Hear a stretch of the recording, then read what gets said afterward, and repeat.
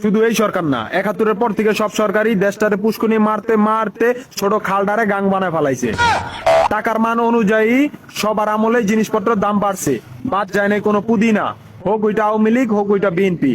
ন্যায়ের পক্ষে না থাকে যারা কথা কইছে তারা আওয়ামী লীগ, আর যারা চুপ আছিল তারা বিএনপি।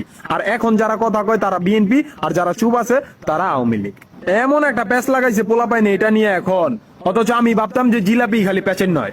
দেখ ভাই, সহজ হিসাব সহজ ভাবে নে, হুদ্দাই আবল তাবল 7, 5, 14 হাতে থাকে 2, এই হিসাব বাদ দে। সহজ হিসাব, যারা 15ই আগস্টে কেক কাটে তারা বিএনপি, আর যারা 15ই আগস্টে খিচুড়ি খায় তারা আওয়ামী লীগ, আর যারা আমার ভিডিও দেখে হাহা রিয়েট করে আর কমেন্ট করে তারা আমজনতা। এইটা বুঝতে আপনাকে এতদিন লাগলো? হুদ্দাই মিয়া, বক্কর চক্কর লোহা লক্কর, আপনার নানার নাম নাকি বক্কর? সহজ হিসাব শেষ। হিন্দু মুসলিম বৌদ্ধ খ্রিস্টান মিলেমিশে সোনার বাংলাদেশ। মালে আসেন মাল লন, নাইলে আগে বাড়ায় তেল লন। দেশে আওয়ামী লীগ আছে, দেশে বিএনপি আছে, তার চাইতে বেশি আছে আমজনতা।